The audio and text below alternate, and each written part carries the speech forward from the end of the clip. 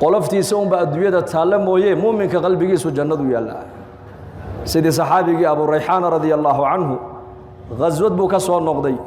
zamanka nabigeena calayhi salaatu wasalaam ninku markuu diinta dadaalkeega iyo jihaadka u baxo ama dhaawac ama dhimasho lagu tirinaya labada mid un ba la filay inuu la soo noqonayo laakiin Abu Rayhaan waxa Ilaahay nabad soo celiyay isagoo nabad qaba dadna mar alle markuu salaada cishaa uu tukaday buu gurigiisii tagay haweenaydiisii oo u diyaar ayaa ku soo boodo markaas uu ku yiri in yar laba rakac tukada ii kaadi buu ka yiri tahiyatul sunnihi salaatul cishaa ka dambeysay iyo ku guryaha la tagayeen inaga maanta waxa laga yaabaa dadka muslimiintu sunnahana masjid bay ku tukadaan faraa'idana masaajidii ba ku tukanaa salaadu adoonku tukada buu nabigu yiri salaada ugu fadli badan waa salaada uu qofku gurigiisa ku tukanayo ilaa faradka mooyaane ma thabata an an-nabi alayhi salatu wasalaam salaad kasta oo farada markuu nabigu ka baxo wacdi uu jeedinayay ama ummadu wax baraayay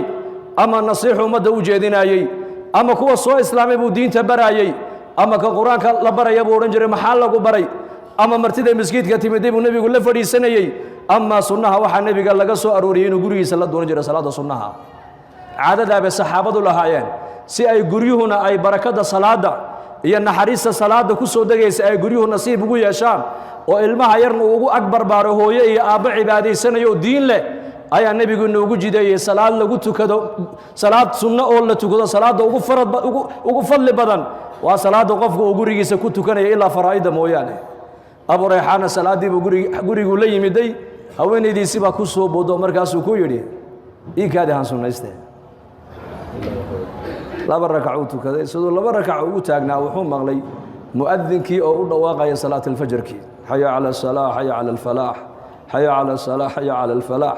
sunnihi buu khafiifiyay masaajidkii buu tagay uu soo tukaday markaasay sugtay ku tiri ya Abu Rayhaan ghazawta ilaahay dartii baad u baxdo jihaad baad ku maqnayd waad soo daashay safarna waad ka timiday adoo nabad qaban ilaahay waa noo ka soo celiyay aniguna xalay oo dhan faraashka dushiisa kugu sugayay adiguna salaadun baad ku jirteen miyaanan xaq anigu kugu lahayn bay ku tiri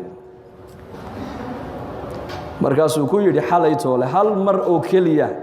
haddaad maskaxdeeda ku soo dhici lahayd xaq waad ugu yeelan lahayd buu yiri laakiin marna kuma xasuusan buu ka yiri oo maxay ka mashquuliyay wuxuu yiri xural caynta iyo naciimta ilaahay jannada ku sifeeyay buu xalay qalbigaygu joogay buu yiri billaahi calaykum imika inteena halka masaajidka soo gashay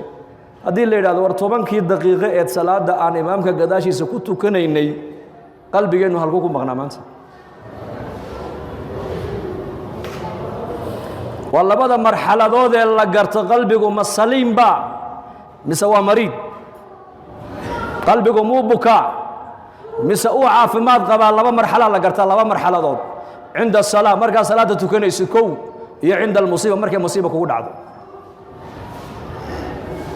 والله ماذا مرحلة هذا اللي قلت تستيقظ قلبك